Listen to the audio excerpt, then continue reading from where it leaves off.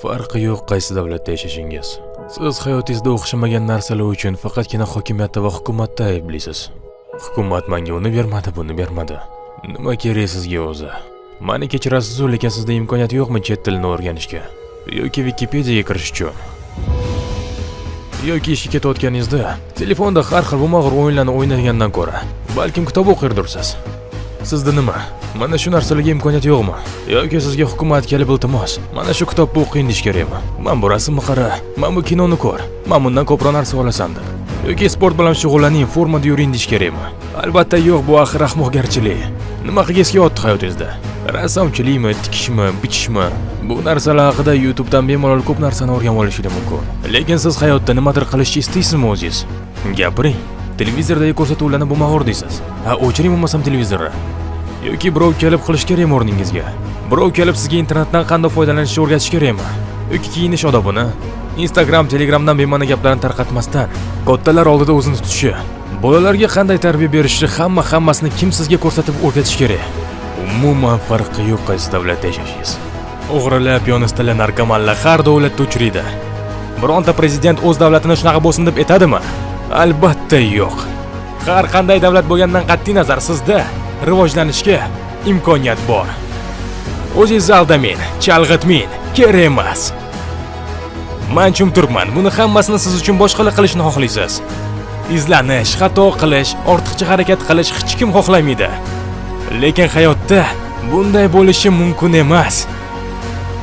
Sizcha milliarder, millionerlar o'z pullariga oson erishganmi? Bo'lmagan gap. Oson yengil ishlarni qidirasiz.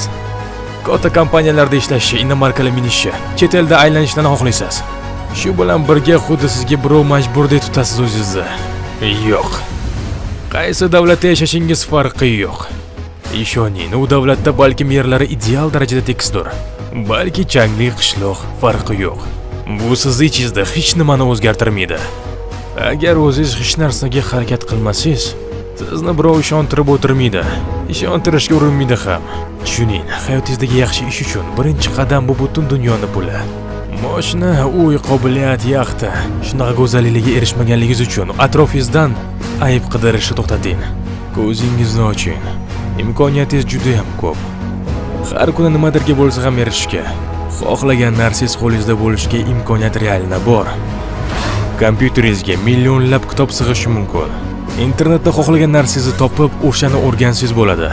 Har kuni o'zingizni ustida ishlab, ko'p qirralaringizni topishingiz mumkin. Odamlar ilgari bu haqida orzu ham qilisha olmasdi. Lekin sizni tuting. Bu narsani hammasini qilishga sizni hech kim majburlamaydi. Hech kim sizni kitob ochishga, hech kim sizni punktualni va mas'uliyatli bo'lishingizga majburlamaydi. Hech kim. Shuning o'zingiz ustida ishlamasangiz hech narsa o'zgarmaydi. Farqi yo'q qayerda yashashingiz. Amerikada, Yevropada, Osiyoda, Marsda bo'lsangiz ham, hamma joyda hammasi bir xil. Muvaffaqiyat kaliti bu o'zingiz ustida ishlashdir. Bolaligimizda ko'p narsa kechirilgan va ko'plar bizga biror narsa o'rgatmoqchi bo'lishgan. Lekin endi hammasiga o'zimiz erishishimiz kerak. Har soat, har daqiqa, har sekund nimadir o'rganib va nimadirga erishishimiz shart. Farqi yo'q necha yoshsiz. Mana eshiting. O'z hayotingizni o'zingiz qurishingiz kerak. Chunki boshqa yo'l yo'q. Hech nimadan qo'rqmang. Bu dunyo sizniki. Bu videorolikni bitta maqsadda ko'rayotganingizni bilamiz. Va sizga bitta savolim bor. Daromad qilishga tayyormisiz?